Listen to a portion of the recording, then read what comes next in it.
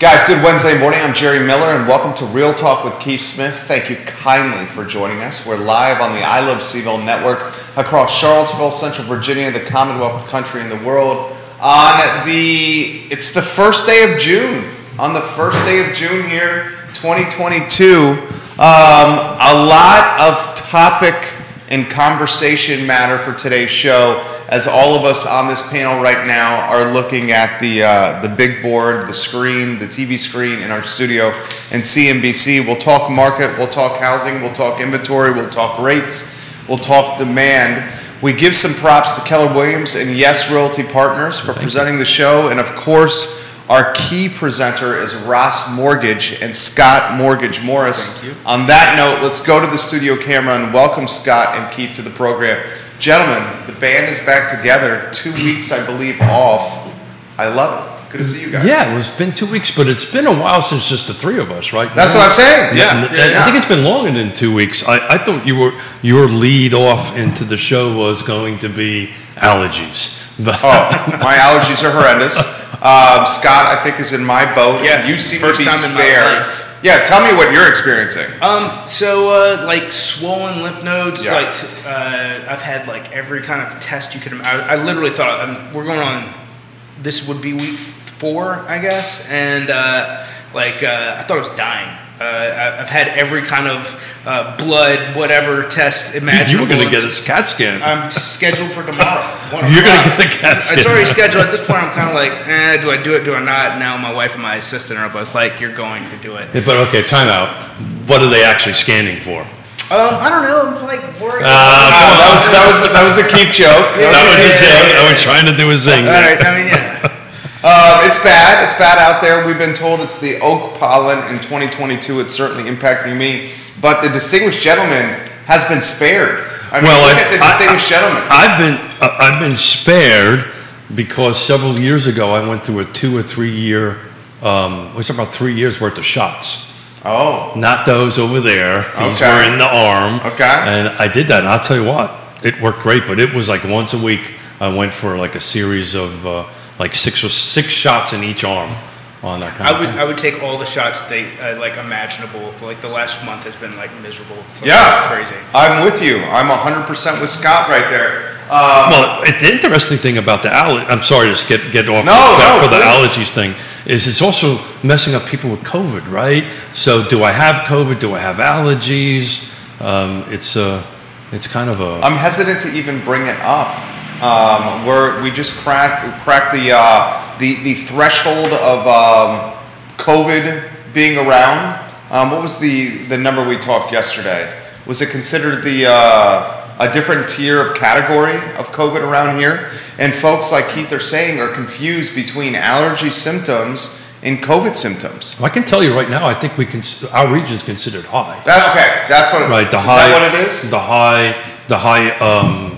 Let's get the Alfred in here. I don't know about our region. Are we considered high? I'm pretty sure we are. Yeah, I know we are. I'm pretty sure we are. I know we are because tomorrow's commission meeting is going to be in person. Oh. But we all need to wear masks and sit 6 feet away because apparently we've been rated as high. See, that's why I was hesitant. Scott's got, he's holding. Let's go, Scott. I mean, I won't be there. I'll be in a car, but that's a whole different story. Are we still playing pandemic? I think everybody's learned we're going to live with this, and anyways. Judah's of that mindset. I'm of that mindset as well, but we're not going to go down that road today on the program. Scott, why don't you get us started with what we're going to do is turn into the first sizzle reel.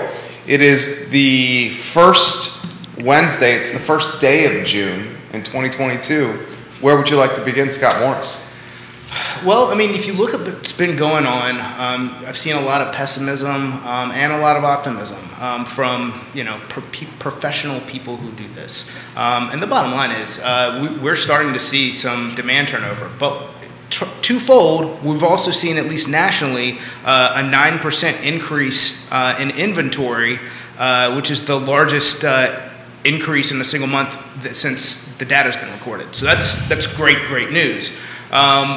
At the same time, we're seeing a real slowdown in mortgage applications. think it's twofold. I think it's inflation, it's job growth, which supposedly is still very strong, and ultimately, how that pertains to your average purchaser, again, as always, goes back to some pretty simple fundamentals. What are you doing that's affecting your personal purchase life? Are you having kids?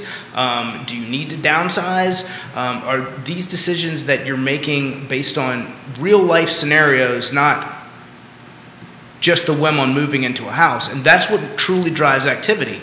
And if those are the things that are driving you out looking to purchase a home, if you're just getting into the market, you're burning money in rental.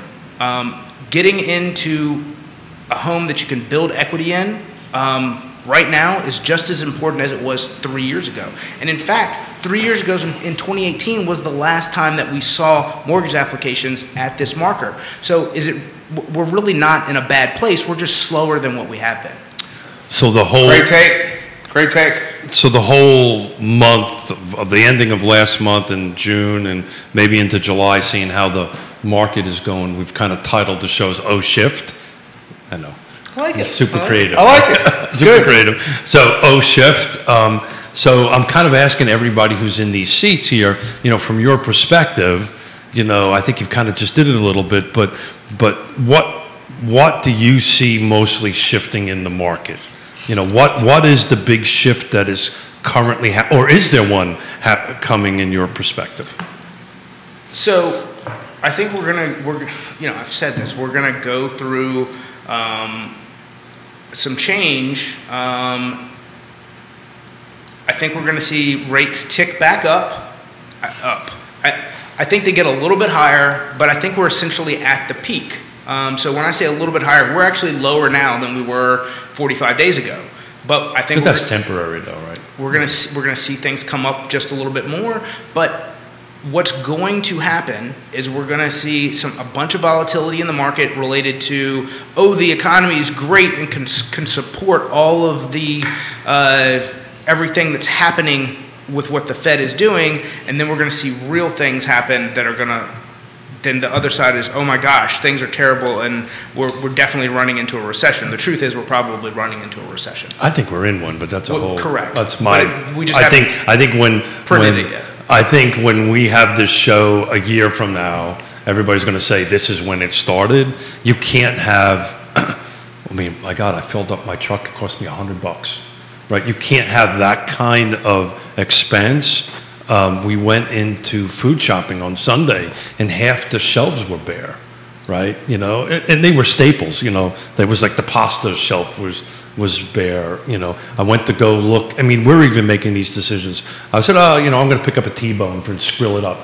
I looked at the price. I said, yeah, we're having chicken. What's the price of a T-bone? It was like $30 for. It was a pretty decent size. Yeah, that's T-bone. That's up there. And I said, what? It's only mom and dad. We'll do chicken.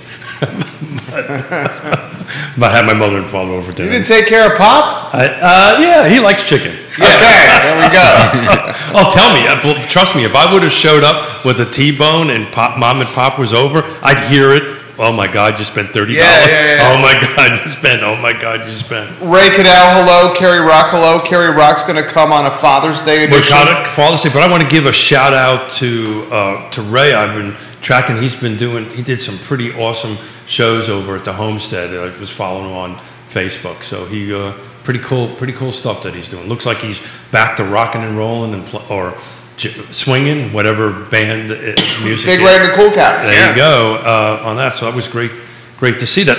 If Ray is watching, I would love Ray's perspective. He is watching. On thank you on what he's seeing and shifting, because Ray and myself, we've kind of been through this before. I'm just curious what he's seeing while he's thinking about that. We've been talking about. We touched a little bit into applications when we started this 4 or 5 months ago. I've been asking you, how's your applications week over week? How's it tracking? It's down, right? It's down. Now, at the same time, the first-time buyer activity is where the most activity I've seen is. We're having right now. Right now. Oh, great. The biggest slowdown that we're seeing is in resale. that I'm personally seeing. I don't know I can't speak for everyone, but I can say that's. What do you mean by resale? Someone who's selling a house and purchasing another house. Got it. Move up. We would call like a move up kind of thing.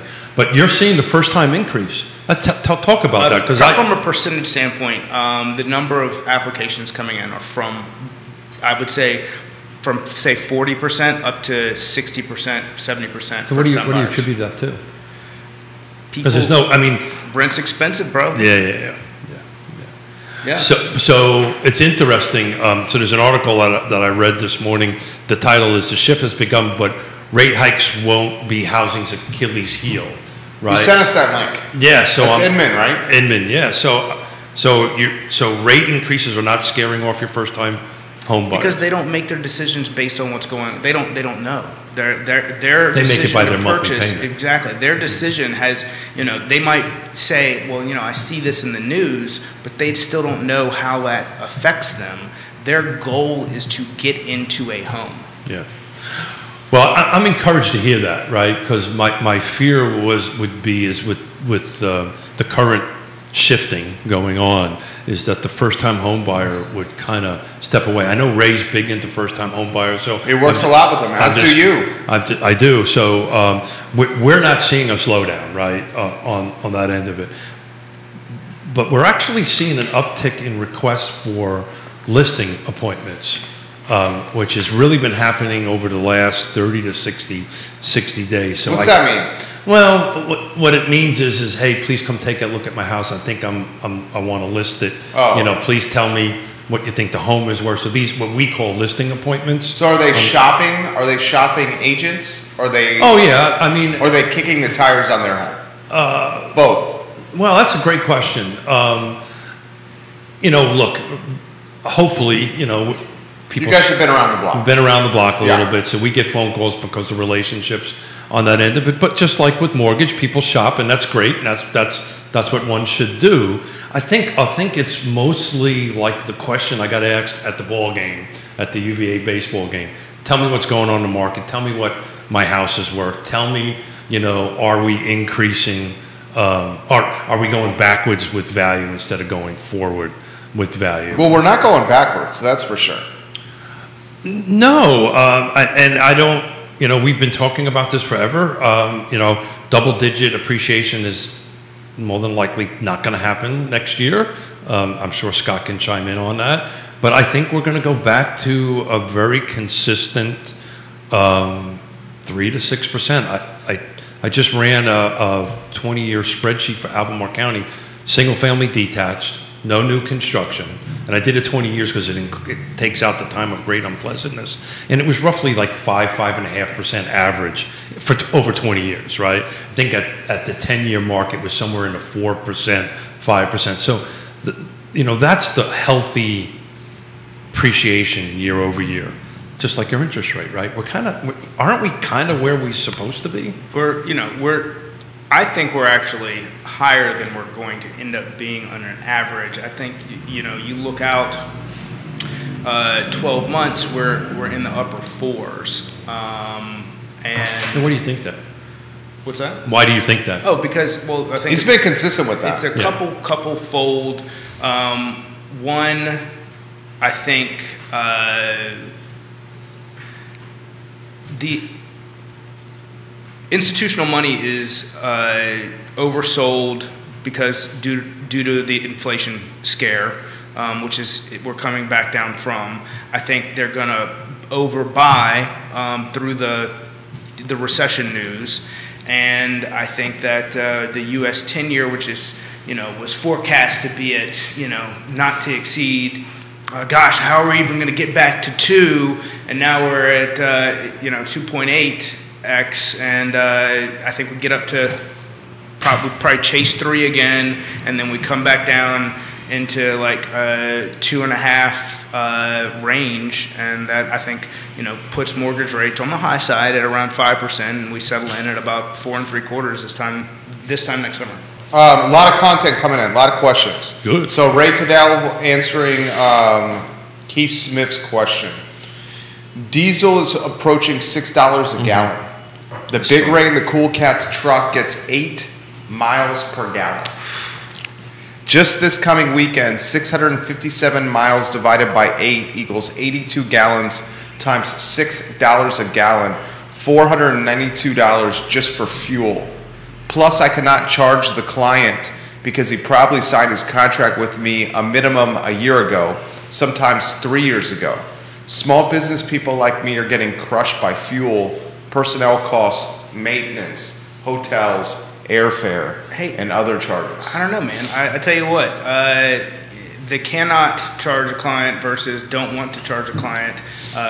You want to take a charter out to go deep sea fishing and you booked a year ago, they're going to tell you there may be a fuel surcharge depending on the day's rates. Yeah, that's true, but he probably, with the contract that was done 3 years ago, did not have that language in there. Because nobody thought about it. Right, and a lot of custom home builders got burnt with that as well. Yeah. Well, but you're right about that, Scott. Well, that's because, prior to this inflationary pricing, builders, and we actually have a show coming up. I promise you that boat charter didn't have that in there either when that. So you're saying it's just, hey. I'm not going out Yeah. unless you pay me this amount of money, right? It's cheaper for me to park my boat at the dock than get in there. I think for Ray it's a little bit different because he's got employee, a whole 100%. different. And then the accounts for a long period of time. But exactly right. Then there's the whole relationship cost on that end of it. But that kind of goes into this conversation of, maybe we need to start talking about the R word, right? To me, that sounds recessionary. To me, we've been talking about the cost of inflation on the overall economy and the housing industry. Jerry and I, everybody at this table, since beginning towards the tail end of last year, Absolutely. that this was our concern. And it's coming true. So at the end of the day, my suspicion is it's probably costing Ray to go out there and do that. I don't think it's, and Ray, you don't have to answer this. I just think his margin has gotten tighter. I think he's still probably got some meat on the bone. I just think that meat is not as... The point I'm trying to get at is everybody's margins are getting closer to zero. Oh, yeah. Right? Our guy that cuts our grass twice a week because they just doubled his rate to me. Now, it went from $50 to $100 per cut, right? $100 a cut. That's a nice little price tag right there. I've got 2 acres, so. Okay. But Yonna this morning said, you know what, let's go buy a tractor. I'll cut the grass. Wow. So, I know. I tell you what, I've got somebody doing it because for me it's like 4 hours on a 61-inch zero turn, and that to me is, they show up 3 zero turns and knock it all out in 45 minutes. Like what's that run here? 300 a month. It's super. It's actually not bad. It's not bad at all. But everybody's starting to do that. You're starting to see creep its way into new construction. You're starting to see new construction, heavy hitters tightening their radius back up. It's not necessarily market. It's going, all righty, well, I don't, the cost for me to travel for trucks and equipment and stuff like that to travel, I'm going to have to sneeze here. Strawberry. Look at the lights. Look at the lights. That's the trick of the trade right there. Working on it. Strawberries and looking at the lights. Questions? The light thing I've known about. The strawberry. Strawberry. Look at the lights. You did not know about the strawberry? The strawberry thing is brand new to me. I may have just made that up to get Keith to do that on the show. Shut no, up. I'm joking. Stop. I did not do that. No, you didn't. Look at me and tell me. That is an industry insider tip. This is for. I'm going to call Dominga up. This is for Scott Morris from Kevin Yancey in Waynesboro. Thank you, Kevin. Explain, Scott, the financial reasoning that qualifies people for a $1,500 rent payment, but not a $1,000 mortgage payment. Ooh, great question. That's an actually super interesting question because I find that more often than not, I can qualify them for more than what they qualify for in rent. So the rent formula seems to be 3 times rental rate and income. So I just went through this with someone who works for me, and we came up with that she needed to make $50,000 a year to be at $54,000 a year to meet a $1,500 rent qualification. So the real answer to that is on the rental side, there's no regulatory requirement. Yeah, right. It's very subjective. Right. It's what you determine and what I determine on that end of it. But I can tell you, rent is very much the Wild West. So as opposed to, let's say you don't have, you've got very minimal debts.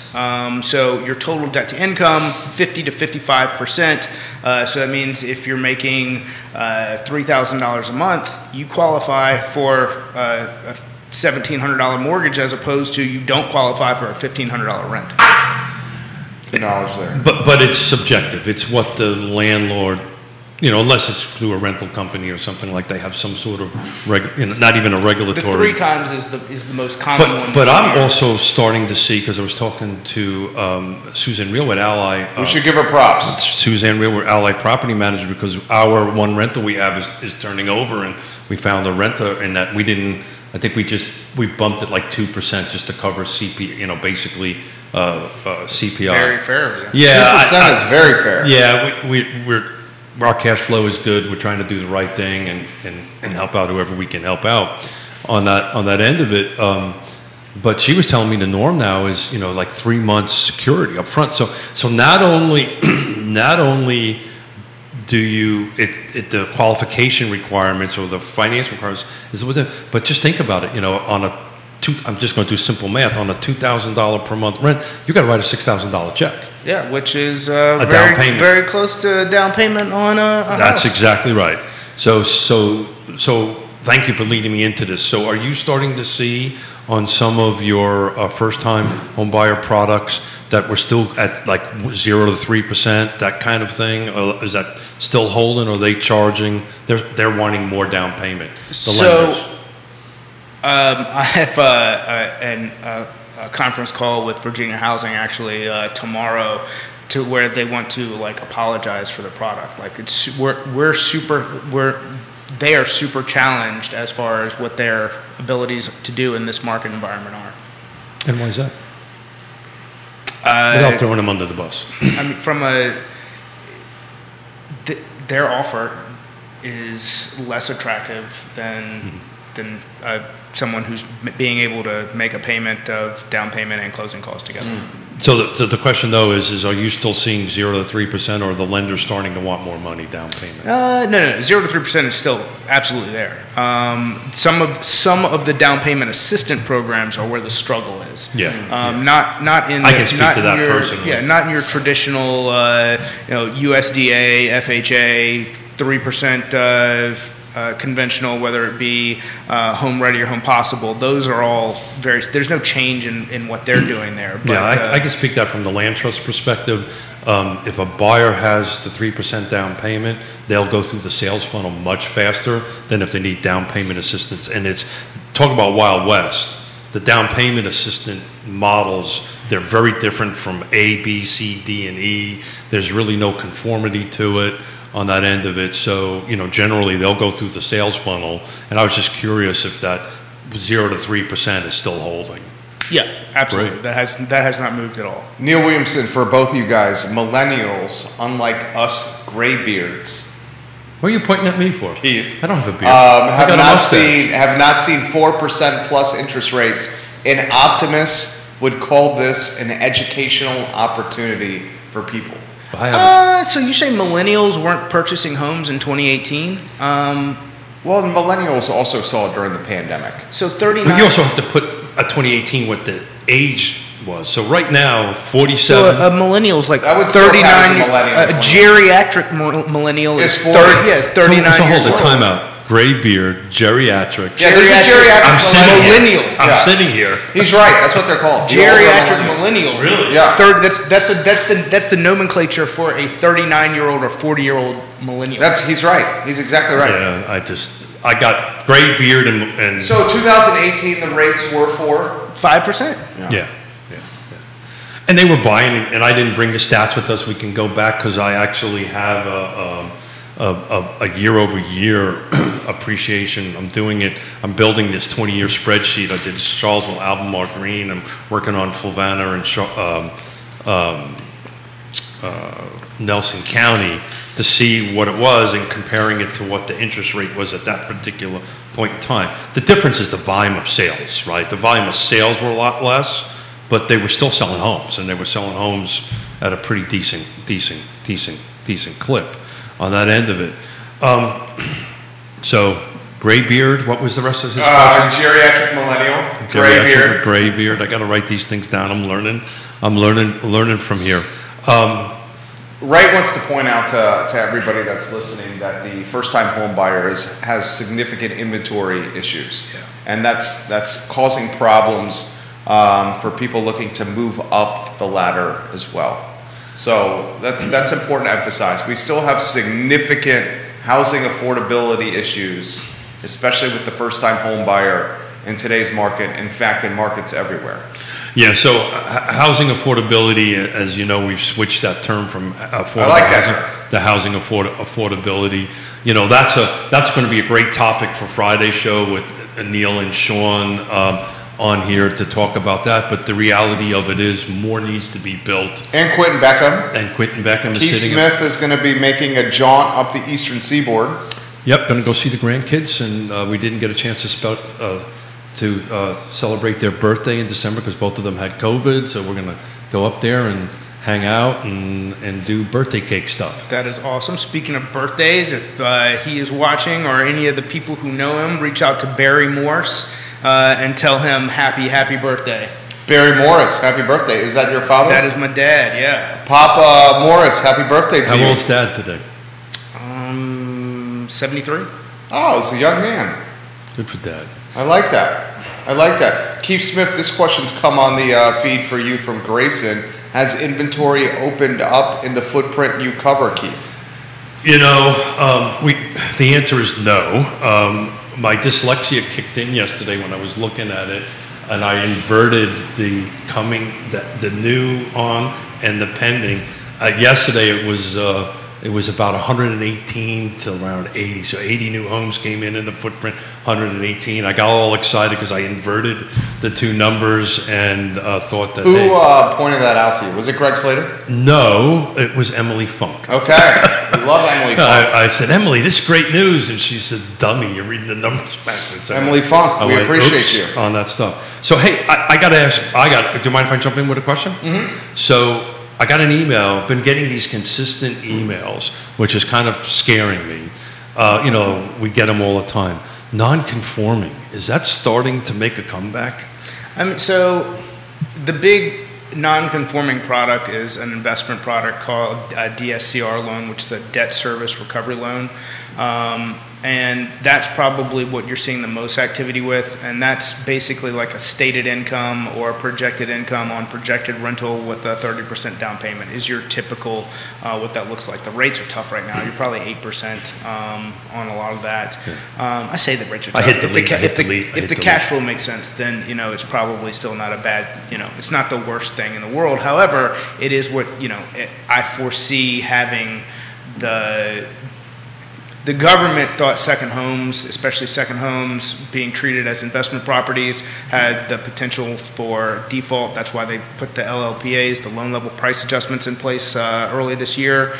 And I think that this DSCR product is probably walks the line with those on if things do have hard times, that's where some of the hard times will be felt. I mean, to Ray's point, we're talking about loan product and what first-time home buyers can buy. Then there's like, okay, what am I going to buy, right? So, and we've been talking about this quite regularly for seems like a couple of 3 years at this point. So, seems like non-conforming is creeping back in a little bit, which is frankly scaring the hell out of me. Yep. The ARMs initially were scaring me. But no, ARM's legit. Scott's explained the ARM. ARM's legit, but the problem is short-term. Some of them don't. You still struggle to find good rates with them. I was about to say, because short-term debt right now is looked at as so scary that the 3-year ARM is not probably as attractive as it could be. Yeah. So the 7 and 10s is what I was looking. Yeah. And the rates are not that different than a 30-year, right? It's a quarter point, a half point. That sound about right? Yeah, that's about right. that may sound a lot in the conversation, but when you do the math and break it down, it's really not that much more per month. Considering how long, like the chances of you most likely, I think a lot of these loans will be refinanced in 24 months that are being issued now. I think we're going to see. Because you say rates are going to go down. I think rates are going to, I think they're going to come down. So you're thinking these 3 years are going to get refinanced? 3-year arms. Oh, absolutely. Yeah, but at the adjustment period for the people who can and the people who can't, I think are going to be in maybe a not fun place. But if you're in for, look at your total loan cost. All of that matters. I don't recommend to a lot of people like paying discount points if they don't have to, if they're in a good credit place, because you're likely going to refinance that loan before you actually get the money back out of the lower payment. So to go back to what am I going to... Good advice. There's never bad advice that comes out of that side, yeah, good advice. Side of the table. Maybe outside of the work environment there is. Like I said, during the show. Okay. Life choice is a different story. Conversation. Actually, you did pretty good with your life choice. Oh, yeah. He's got a beautiful wife, 3 great kids. Thank you. Got a farmette in Culpeper. How many chickens we got left? Well, we're back up. We're in the 20s with chickens again. Oh, good night. Yeah. Good. I had that on my notes, talking about chickens. Yeah. The Morris children are happy then, huh? Yeah, the kids, they've got their birds to throw grain at, and they think it's a blast. Ray for Keith. Conversation on appraisal problems, please. I'm living in that world right now. Can Scott and Keith speak about appraisals and the temperature or what they're seeing on appraisals locally? So, I'd like to know. I'd love to hear a little more like hint specific towards the problems he's seeing. The problems that I am seeing, and this is in Richmond, Charlottesville, and Northern Virginia, are properties that were. When I reach out to the agent when a problem has shown up and say, hey, if this is bad, can you send me the comps? And I don't get a lot of responses. So these are properties that, for instance, in one of the conversations I had recently was where none of the comps support. Like at the last few, I think Carrie talked about it, where it's the last 2 in a subdivision, and they're priced $20,000 higher than everything else that has sold comparably to it. It's like, well, yeah, you've got a problem. And the problem is what? The properties, they were just brought to market too high. Yeah. So Woody Fincham with the Fincham Appraisals is one of our sponsors, and actually Fincham and Associates. Fincham and Associates. Thank you very much. And if you can tag Woody, because he'll probably chime in and help. Let me clarify. They were brought to the market too high for them to appraise. No, and that's not that there's not activity, and there's not that there's interest, and I think that the appraisal process is in some ways archaic and has its own set of problems. But if you have to play the game, then you have to understand that everybody should be having a conversation in the beginning that says, look, this is where we want to be, but we understand that this may not come in. So again, the title of shift, right? So things are shifting right now. Pricing is shifting. It's not exploding, right? It's just shifting. And to attack or to question Grayson's comment about how the footprint is looking, I've been tracking these price changes very closely, and they're increasing. So what's happening here is the sellers are between 30 to 60 days, I think, behind where the reality is today on the market. So they're pricing their homes. At least. They're pricing their homes based on a 30 to 60 day thinking on it, and you're starting to see when the home's on the market for 4 or 5 days or 2 weeks or something like that, they're making these price adjustments instead of kind of pricing it, in my opinion, right. Pricing always matters. We're starting to see a couple, and maybe this is what Ray's talking about. This is specifically what he's talking about. Valuation, perfect condition. Appraiser would not go out of the neighborhood, even though I sent him 8 comps within 2 miles. Yeah. So the follow-up question I would have is this a local appraiser from out of the area? Woody Fincham's watching the program hey, right Woody. now. We love you, Woody. Yeah, so, Woody for sure can chime in. He's an expert on appraisals, but on the sales side, we've been kind of listing heavy for quite a while. On that, we kind of intentionally done that because that's where the market is at the moment. But we're starting to see appraisals come in like 5,000 under contract price, 10,000. So I think what's happening is the appraisers are kind of catching up to what the real world market is at this given moment on it. As far as an appraiser not taking raise comps and all that stuff, we had this conversation with Woody. It's just amazing how some will take it and some won't, and I don't quite understand the rationale why one wouldn't take that information. The follow-up question has been about gap coverage with the appraisals. Are you still seeing them now? No, that's what I was saying. So we went back and negotiated these couple of ones that are under, because the reality of it is, if the buyer goes away, this is kind of the market. So we're going to have to deal with. We're going to either have to adjust the sales price or the list price a little bit, and the ones that we're missing are really close. They're a few $1,000s one way or the other. To me, in today's market, if you can catch it within a few $1,000s, that's pretty darn good. As fast as the market is moving. Are you seeing multiple offer situations with the frequency you saw last year, Keith? No. There's multiple offers. Look, it's and Scott can jump in because he's seeing this from the from the buyers. The offers seem to be they are more dialed in. I see maybe fewer escalation and more highest and best with very this is how we want to target this offer. So they're very strong, good offers, but you're seeing less of the chaos. So this is why I'm titling this series Shift.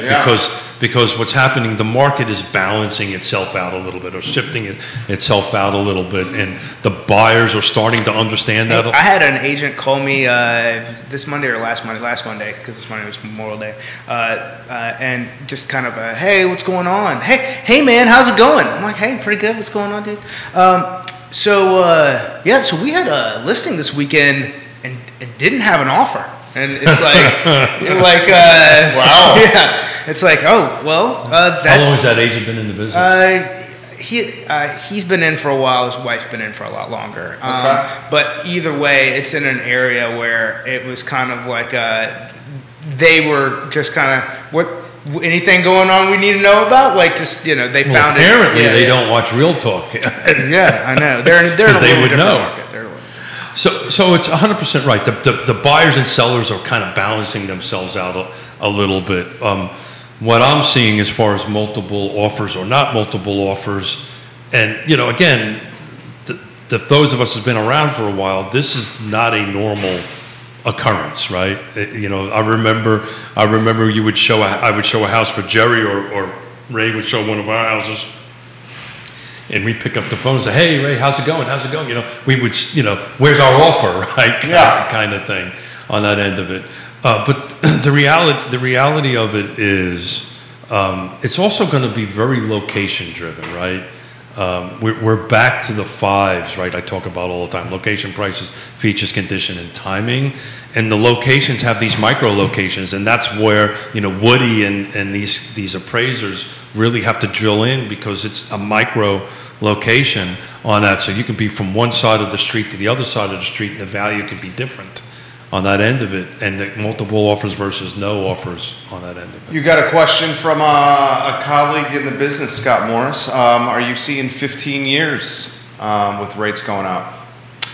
So some, but the 15s that we've done have been for clients who were selling and purchasing, and for investors. That's where I've seen the most in the last 2 months. What's good credit 15 at? Today, I want to say just under 4.75. It's not bad. That's really good. So speaking of which, is the credit scores floating around a little bit? Are they raising or they're lowering? Are they staying kind of stable? I mean, I don't know. That's a difficult question. I think Do you have geographical territories where you know the credit scores are going to be better? Yes. Yeah. Got it. And you know the apps that come in from these zip codes are going to be more likely to be approved than other zip codes? Yes. And it depends on the volume. Sometimes, so the average for me is about 1 pre-approval per 3 applications, and you look at, and that's with every area combined. So there's areas in Petersburg or outside of Charlottesville and Fredericksburg that I probably have. It's probably 5 to 1, and then there's areas where it's 2 to 1. What do you think about that? Yeah, that makes sense. Yeah, I mean that's actually, as you were saying, I thought that was a pretty good success rate. I mean, close rate or conversion rate, whatever terminology you guys use. It's fantastic. That's actually pretty awesome. So on that end of it. And so you get that, and then the challenge has been, so typically for two pre-approvals, one will turn into a contract. That's where over the past few months things have been more challenging, is getting some of these first-time buyers, depending on their circumstances, under contract. But I think that as we shift, you're going to see we'll normalize back into those numbers. So Carrie's got a question for you. Carrie Rock's watching the entire show. Is that not biased approval? I mean, it's biased probably based on the agents that are referring. I'm just giving you an example of what I see. Ask him to explain that question, because I didn't quite understand that. Give us some more insight, Carrie, into that question that you have. I think what he's referencing is the knowing that certain applications from certain zip codes are likely to get more approved faster than others. No, that has absolutely nothing to do with it. We're going down a slippery slope. Yeah, I know. It is 1,000%. The referral source dictates a lot of times the quality of lead, and the people who I work with in some of those areas, some of their clients have more income issues. So, if you work so you're in talking an area, about, I'm referring to you. If I get 5 Uber drivers and somebody who's doing Instacart for their workload, you've got to understand their challenge isn't just their income, but it's also they're considered self-employed. So how their taxes are viewed, how much income they write off through that. So this has nothing to do with approval bias. Yeah, this has to do with a gig market economy and how they are forced into a tax representation, and then how they have to fit that into mortgage pre-approval. That's good. That's a good take. And to Scott's point, COVID has created a lot of more, considerably more gig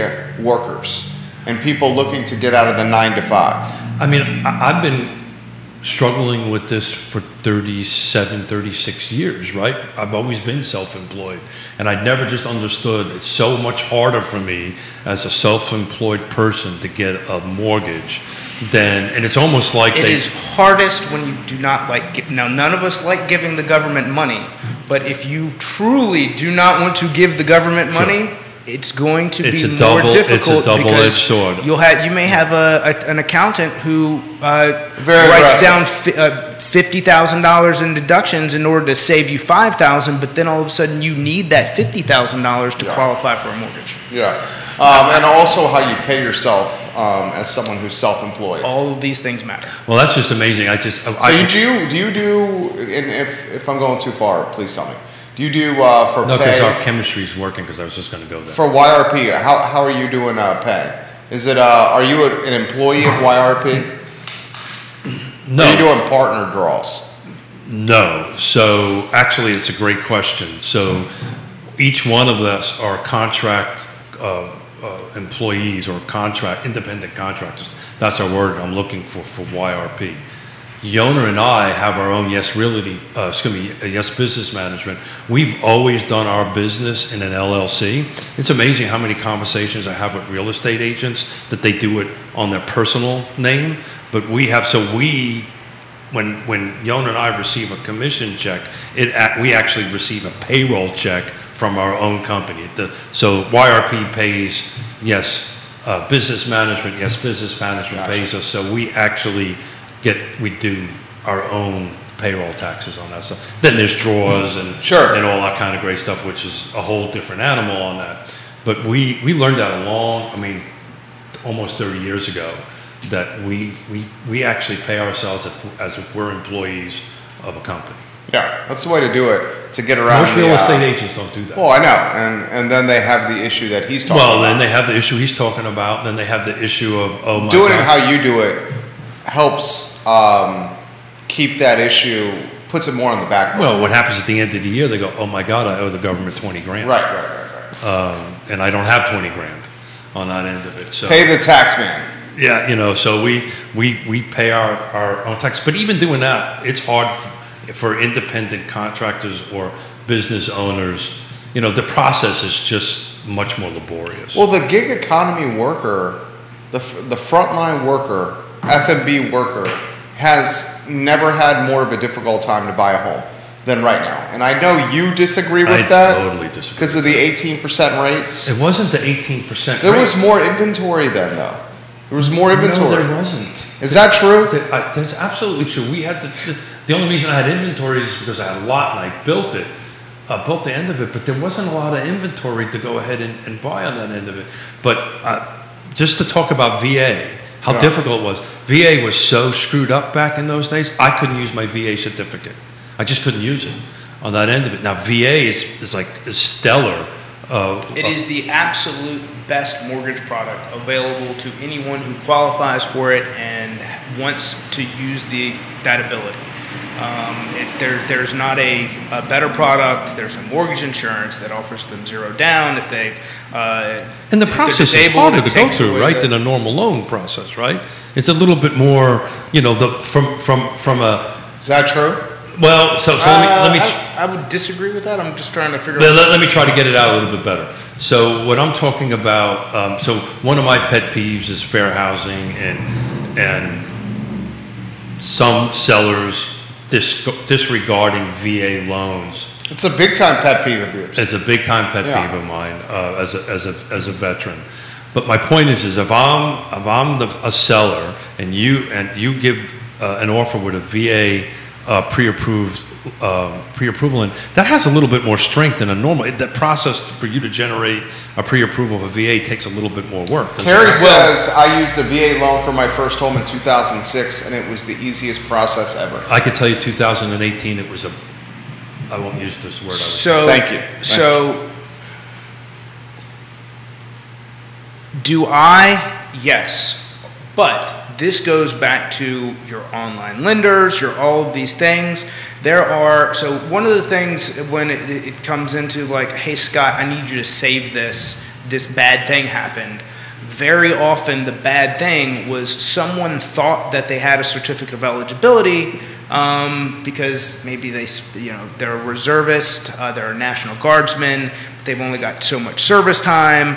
And no one actually did the work to find out if they actually had the certificate of eligibility, or if they didn't, had they contacted the VA to actually get the VA to process one, if they truly did qualify. So you get somebody that says, hey, I'm a veteran, and someone issues a pre-approval for a VA loan, they've only got closing cost money, they don't have down payment, and now you've got a borrower who isn't truly pre-approved. So yes, the first thing that any lender should be doing is pulling a certificate of eligibility along with the application and guiding that borrower and educating the realtor to let them know, hey, these are all the things that we've done to protect this transaction and protect your borrower and make sure that this goes well. And that's the point I was trying to make. Yes. Do I? Yes. Does everyone? No. Got it. Well, again, just to wrap a bow around this, I can tell you in 2018, it was horrible, and so much so I never really ever wanted to use it again. Now, I think the VA's changed a lot because now I'm on the VA medical system, which I fought for years because of my experience of trying to get a VA loan in 1987 or 88, actually, 1988. In that end of it. So I'm glad to hear that it's better, and it's, the veterans and the VAs to me is a deep it means a lot to me in terms of. Let's hear from Woody Fincham. Hey, Woody. Fincham and Associates. We love Woody Fincham and Fincham and Associates here on Real Talk with Keith Smith. We were just brought in to do a review on a Virginia deal, Woody said. Custom home in Belmont. Appraiser did a really poor job. It was indicated in the report that the market was increasing. However, there were sales in the report that were 6 months old and not adjusted forward for time. The report also stated that the home was an over-improvement in the neighborhood where there are several spot builds of similar homes and more underway. But things are demonstrably wrong. Unfortunate situation for a veteran borrower. What do you pitch him right there? So this is for a veteran. I would love if whoever is watching to see if, we'd love to get involved and see if there's a reconsideration of value through the VA, especially given all the points that Woody just made. And that's where we can actually, if the appraisal was not done in the best way, which is what he described, we can circumvent the appraiser, go directly to the VA with an outline of these are the reasons that it actually meets this value and get that value applied. So a question for Woody, what's the recourse for the veteran and what's the recourse? So what I'm hearing is the recourse is the appraisal, either what I'm talking about needs to be done either through that lender or have it transferred to another mortgage company where you truly have an advocate who understands how the system works and put those things together with help of the agents in order to get that reconsideration of value. That's the recourse. So the path I was going on, and it's for a show when Woody's here, so we can actually respond to it. But what's like on our side of it? If there was some ethics or fair housing crossed, there's paths that a buyer or a seller can take on that. I'm just curious if there's any paths that sounds like we had an appraiser who really didn't do his job. So this is why I have such a problem with the whole appraisal process. So you got a couple of appraisers watching right now. That's fine. When you get into something that is so opinion-based that they could just do their job differently than someone else does their job, But we've got that everywhere. You've got that. I know I've got it in my field. I'm pretty sure you have it in your field. Nobody does anything like Jerry does. So Thank you. Nobody Thank you for acknowledging Nobody has it. Did you hear that, Mrs. Miller? Well, that's because of Judah, but that's a whole different story. Thank you. Did you hear that, Mrs. Miller? That's a whole different story. So you'll even get appraisers that can openly admit, like, hey, yeah, this isn't a good appraisal, but there's nothing technically wrong with it. So while I disagree with what he did, I would have done it this way. That's a problem. That is that. Yeah, but it sounds. Ray says we have serious appraisal issues in the area. Think about this: if an appraiser never went out of a neighborhood for comps, how could prices ever rise unless it was a cash deal comp? Again, this is where this is where Woody needs to be here to really chime in live, and we'll get Woody in there to go ahead and do that. But on our end of it, this may be unpopular, but on our end of it, we brought this up on some shows. One of our ethics is you're supposed to be an expert in your region, right? But that's not being practiced. We know that's not being practiced right now. Well, the point I'm trying to make is.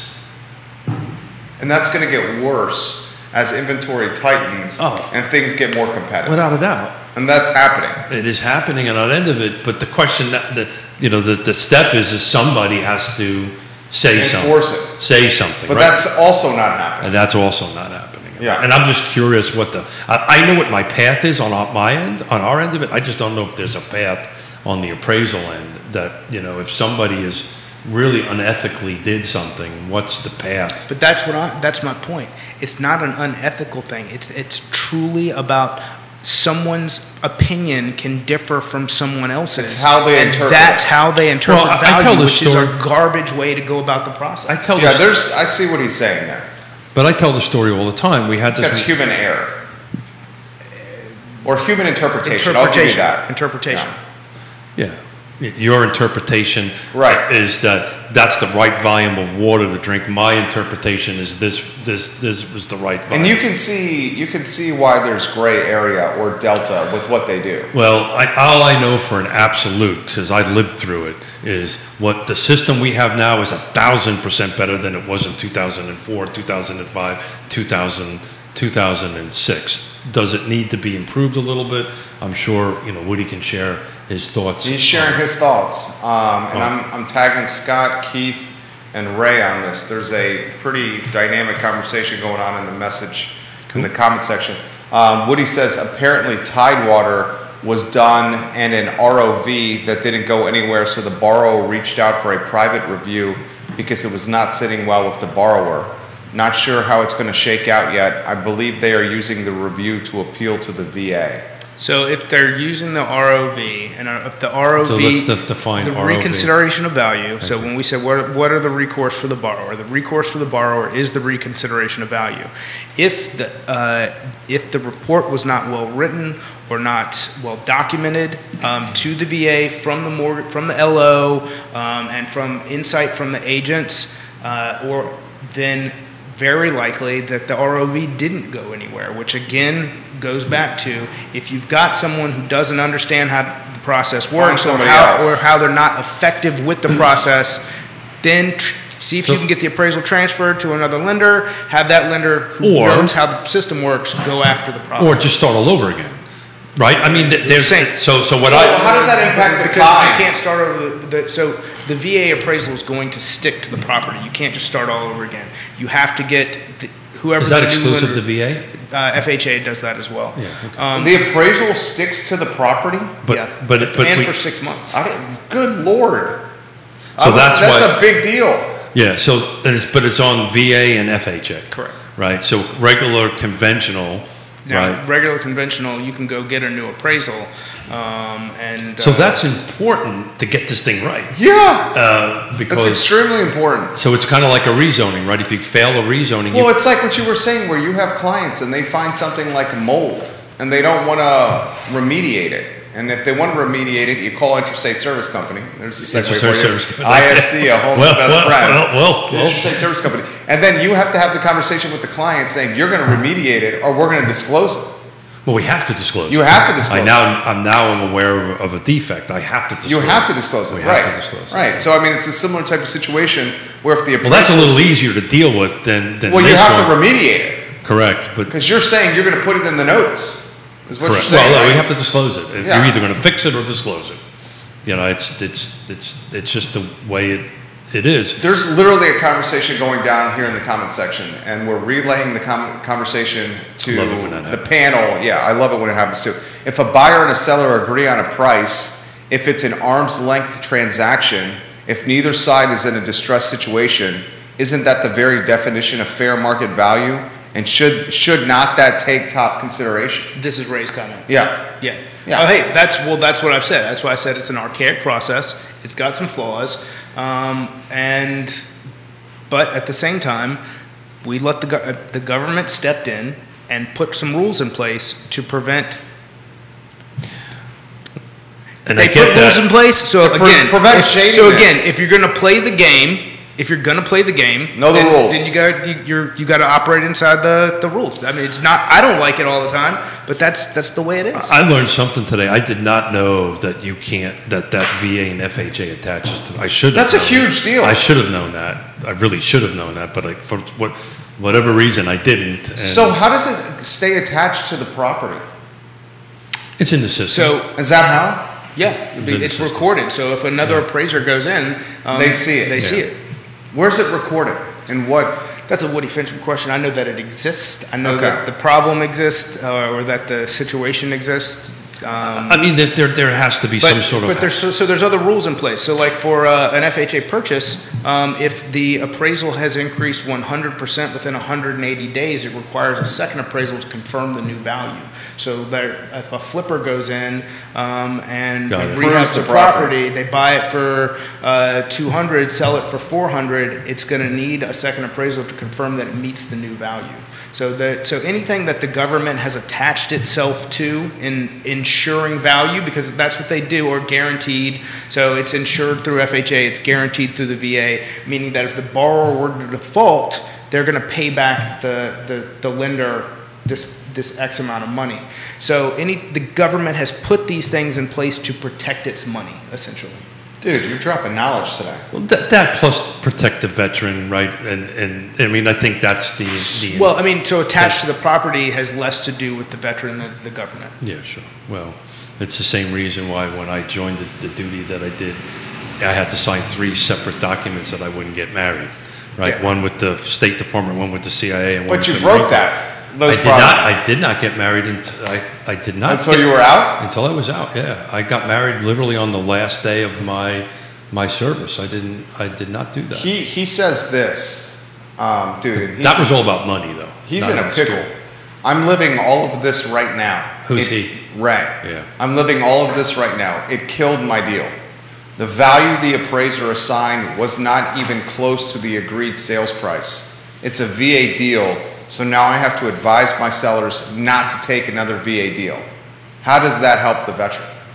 Well, it's not help the veteran. It's also how does that not cross fair housing, right? Because you're not supposed to reject something because of source of funds, right? On that end of it, but it's a true, it's a reality what you're dealing with, because now if you've got 2 offers, sellers, he has 2 offers side by side. One's VA and one's so you don't. So whoa, you don't. Here's the difference. So at this point, what you have to do is you disclose to a VA offer that we already have a VA appraisal that we fought and we didn't get anywhere with. Here's the value. Does your borrower have $50,000 to pay over that? If the answer is no, we're not discriminating against their financing. They're just not qualified to purchase this property due to the appraisal. So the buyer has to bring whatever the cash difference is in that, and I suspect, I know Ray well enough to know this, that the delta is pretty large. Yeah. Otherwise, he would have negotiated it. Well, down. Woody, to Scott's comment, the appraisal process is a scientific approach that ends in an opinion. Data is used to support that opinion. While it is an opinion, it should be reached with supporting data. Unfortunately, some appraisers hide behind ambiguities. I read appraisal reports all the time as an informed professional and can discern how some appraisers get to their opinion. And Ray said if it was close, I would have made the deal like you described. Yeah. I mean, so that tells me the delta is massive. Is massive, and Ray is we talk about lessons from the legends. He's a pro. He's a legend on that end of it. So I'm confident that he did his pricing right on the market value on it, and we now just got a goofy appraisal. But the problem is the seller now is kind of hamstrung for 6 months, right? He can't accept. There still could be some outs there, depending. You're saying call Ross Mortgage and Scott Morris. I'm saying that. Well, Ray can't do that because he's representing the seller. Right. Yeah. So the buyer. It would have to be the buyer to call Scott. The buyer's agent would have to reach out and call Scott on that end of it. I'm sure suggest that, Ray. Ray could surely suggest that. Yeah. But at that point. But this is especially if the delta is that big, it's something's really wrong. Yeah. There's no doubt in my mind that Ray got it awfully close. Multiple offers in 3 days, by the way. He took the VA deal because he liked veterans. Respect for taking the deal. But as representing his seller, I'm sure he's going to terminate the contract, put it back on the market, and his seller will do fine. He'll find another. We learned something today. I learned something today. Yeah, definitely. I did not know about that 6 months sticking to the land, and that is that's interesting. Substantial. That's a completely different market. 6 months. 6 months from now, clearly, it also could be better too, right? depending on which hat you're wearing at that and there's particular time. So there's some other things that need to happen for effective dates being updated, and you can sometimes get some adjustments depending on closed sales with new effective dates on a transferred appraisal, especially if it's transferred from one borrower to a next, and we've got significant events that have happened in between. But again, some of that's based on opinion as well. Yeah, well, so back on the opinion thing, just to wrap a bow around that a little bit, when we do CMAs, it's the same thing. It's the same thing. We do a bunch of... yeah, but your CMA is not, it doesn't... it's not permanent like the appraisal.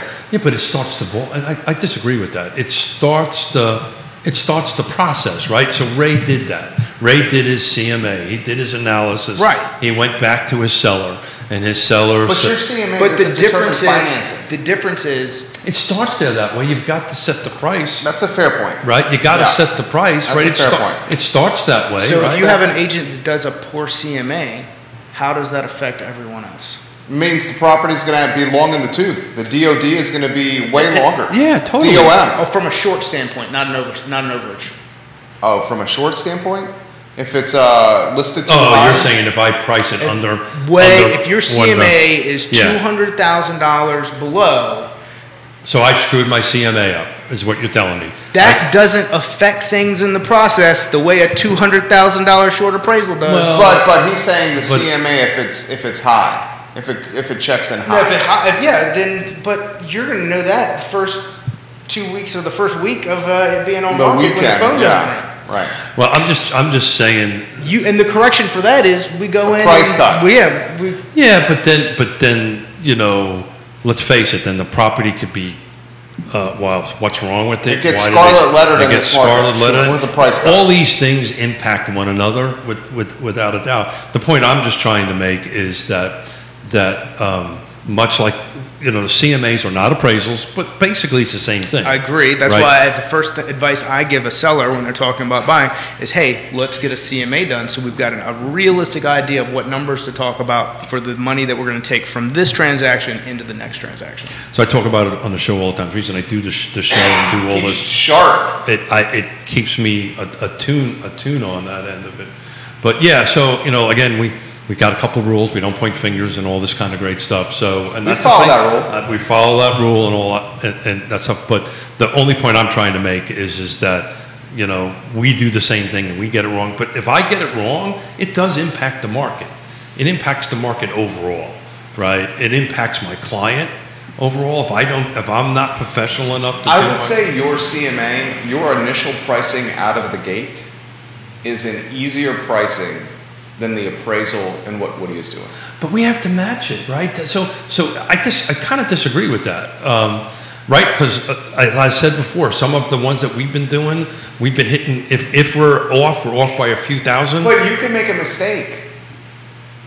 Don't do that. I know, I'm not saying you do. I'm saying let me rephrase that. Mrs. Smith doesn't do that. But yeah, you could. Yonna never makes a mistake. No, absolutely. We love Yonna. Absolutely not. But yes, I can make mistakes. Probably made 24 of them during the show, right? So everybody makes mistakes. Everybody does whatever it is on that end of it. But to me, this is all part of this big process, right? If we don't get it right, then the appraisal is right. Scott can't help because we started the ball rolling wrong, and then we've got to go ahead and get it fixed. If I've missed a CMA, I'll raise my hand up and say, I missed a CMA, I'm sorry. But I have to tell you, we don't miss CMAs because we do our homework and we know where we're at. And Woody is probably also very accurate in his, but my point is not to people who do good work. Yeah, so and neither is Ray's.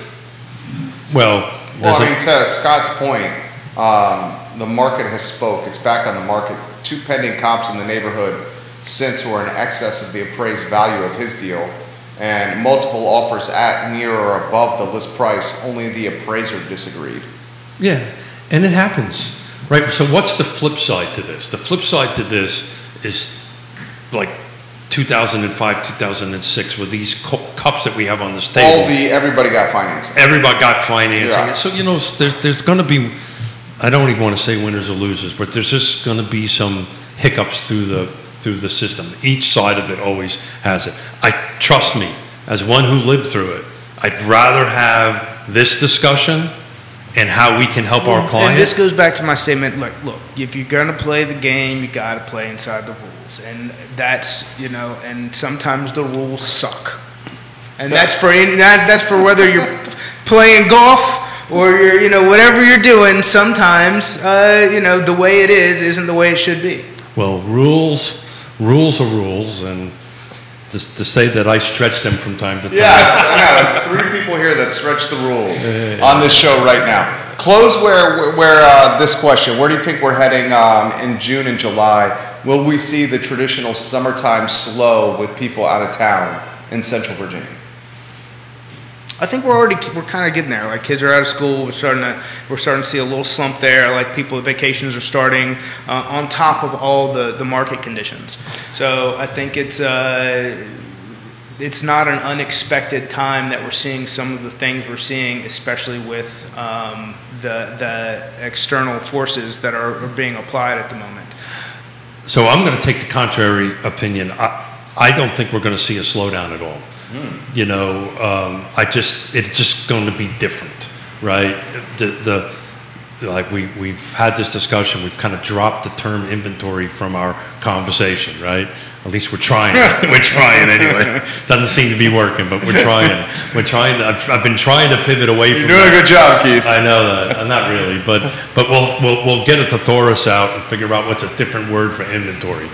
But the fact of all that's happening is the buyer pool is just leveling off a little bit. The inventory is not rocketing up to go ahead and do this. It's just that the buyers are going to buy and sellers are going to sell. The volume of the transactions will kind of balance itself out a little bit on that end of it. But I don't see the traditional, hey, we're going to stop looking at houses in July. We have appointments for people wanting to look and put homes on the market for July and August. So you have some active listings right now. Do they just go pending? We got one coming soon in Belvedere that is going to go on the market, I think, on Friday. Judah would know that answer right there. I don't know if it just happened yesterday, so I'm not sure Judah got the feedback on it. But yeah, so the short answer is in today's environment, listings are good. We're light on listings on that end of it. We're heavy on buyers. It's just, I think before we wrap up, are you finding the buyers right now, particularly the first-time home buyers, their psychology is a little bit different now? Okay, I missed one, I missed two. Are they? It depends. I think I've still got people who haven't made or haven't gotten on board with, look, this is what you might have to do to win. So sometimes it still takes going out the first time. It may take losing something before they're like, you guys are serious. And they go out and price points dependent as well. If we're talking that sub 350, that's what I mean. It's either, look, hey, you're all in on what we're describing because here's why we're explaining it to you as far as what actions to take to win, or you may have to lose and then go, oh, all right. So it's all about motivation. It's about motivation and where they are, and how we all learn differently. So we have buyers in that $500,000 to $1 million price point that has cash actually. And, we would send them some stuff coming in and they would say, well, how much over do you think this is going to bid? And I said, well, I think it's probably going to go here because I think I did my CMA, go back to CMAs on that end of it. I think they priced it a little low on that end of it. I think you're probably going to be 10,000 over. And they just won't look. So no, I don't want to play the game, right? I don't want to go over a certain dollar amount. Again, these are cash buyers, right? So they're in somewhat of a different position on that. Keith Smith, Scott Morris, you guys were on point today. Thank you. I missed the three of us on the show. Yeah. First time, I think 2 weeks, maybe 3 weeks. No, it's much longer than that. The three of us together? Just the three of us. I'll have to go back to Keith, Real Talk with KeithSmith.com and go back a bit. I think it's been much longer than a month. It's nice. The three of us. I like this Batman, Robin, and What? Spider-Man? Whatever. Yeah. Whatever. Who's your favorite superhero? My favorite superhero? What's that guy? October, he's got to wear the costume. So what's this guy? Halloween. Then I'm going to put more thought into it. You look like to be continued. You look like this. What's the guy that was a wrestler turned? He does movies now. He did some. John Cena. Yes. Saying he looks like The Rock? No. No. Saying I look like John Cena. Cena's good. Cena's good. What's the? He just did. Oh, John Cena he's got. Hey, Joe, what's the name of the show? It was Peacemaker. Peacemaker. That's it. Okay. I'll do Peacemaker for Halloween. Absolutely. He's hilarious in that. I'm sorry. John Cena's hilarious. I think that's on HBO. I actually brought this up a couple. Yeah. Yeah, you said watch the show. I do what Scott says. Here we go. So he's going to be John Cena in Peacemaker for Halloween on Real Talk. Absolutely. Are there tights involved with that costume? Oh yeah. We're going to make tights involved in it.